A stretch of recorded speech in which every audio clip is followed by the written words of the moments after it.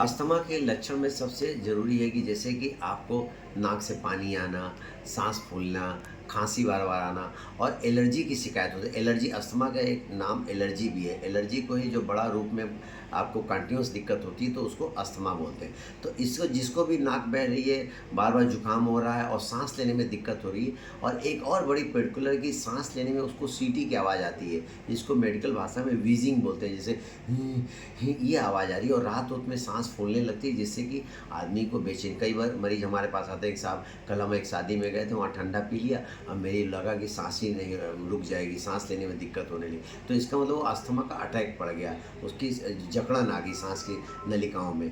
तो अगर इसीलिए मैंने बोला कि जब इस तरह का भी हो तो ठंडी चीज़ से आपको कोल्ड ड्रिंक है, कोई भी ये सब जो ठंडा पदार्थ है उसको नहीं लेना है, खट्टी चीज़ नहीं लेना है, दही नहीं लेनी है, कोई जिसकी तासीर ठंडी हो क्योंकि उससे अटैक होने का खतरा बढ़ जाता है। कई बार लोग ट्रेन में भी अगर एसी-उसी में चल रहे हैं और एकाएक कभी अटैक हो जाता है तो जानलेवा भी हो सकता है, इतना तेज़ स्पाज़्म होता है और आवाज़ ऐसे व्हीज़िंग साउंड सुनाई देगा जिसकी आप समझ जाएँगे कि अस्थमा। अटैक ऐसे में होने क्या के करना बाद चाहिए? ऐसे में तुरंत क्या करना चाहिए? अगर किसी को भी अटैक हो तो तुरंत पहले तो उसको ऑक्सीजन की आप देखें हो सकता है ऑक्सीजन की मात्रा उसकी कम हो गई हो, तो तुरंत उसको आपको या तो इन्हेलेशन थेरेपी देना है या नेबुलाइजेशन होता है कि जो साँस की वो नेबुलाइज़ करते हैं कि जिससे वो उसको जो स्पाज़्म होता है उसको खोलने का काम करता है। तो तुरंत हॉस्पिटल ले जाइए, ऑक्सीजन लगवाइए उसको या इन्हेलेशन है तो इन्हेलेशन तुरंत दे दीजिए, उससे उसकी जान को बच जाए।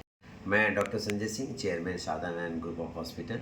आज अस्थमा दिवस के अवसर पे आज हम लोगों ने एक जागरूकता अभियान किया था जिसमें लोगों को ये बताया कि अस्थमा कोई ऐसी बीमारी नहीं जिसका इलाज ना हो पाए। जैसे अस्थमा के नाम से लोगों के दिमाग में ये भय पैदा हो जाता है कि अस्थमा हो गया है, क्या मुझे ठीक नहीं होगा? अस्थमा का इलाज है और अस्थमा का इन्हेलर जो थेरेपी है, जो गाइडलाइंस कहती है जीना गाइडलाइंस कि इन्हेलर थेरेपी आप लें तो उससे आपका जो बार-बार रिकरेंस होता है, बार-बार जो बीमारी अटैक होता है वो नहीं होगा।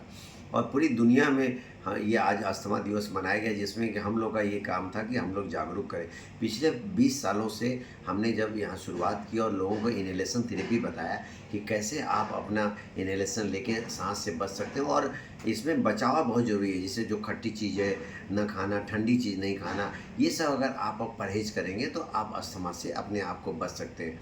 तो करीब हम लोगों ने यहाँ पे लगभग 100 मरीज़ों की जाँच भी हुई जिसमें कि हम लोग पीएफटी जाँच होती है, पल्मोनरी फंक्शन टेस्ट, जिसमें कि सांस की कैपेसिटी पता चलती है, वो उसकी क्षमता क्या है। तो वो लोगों को बताया और बताया कि छोटे से बच्चे से लेके बड़े तक में आजकल पोल्यूशन की वजह से या जो इतने पेड़ कट जा रहे हैं, वातावरण में बहुत ही गर्मी भी टेम्परेचर बढ़ गया है, जो आपका बिल्डिंगें बन रही हैं तो उससे डस्ट बहुत निकलता है जिससे कि छोटे-छोटे पार्टिकल्स हमारे लंग्स में जाते हैं, वो एलर्जिक पैदा करते हैं और एक इन्फ्लेमेशन हो जाता है, एक सूजन आ जाती है हमारे लंग्स में और जिसकी वजह से सांस की नलिकाएँ जो है रुकावट पैदा होती है और सांस लेने में दिक्कत होती है। तो अस्थमा का आप इलाज बहुत आसानी से हो सकता है, बचाव ही इसका इलाज है और कभी भी अगर अस्थमा डायग्नोस भी होता है तो घबराने की ज़रूरत नहीं है।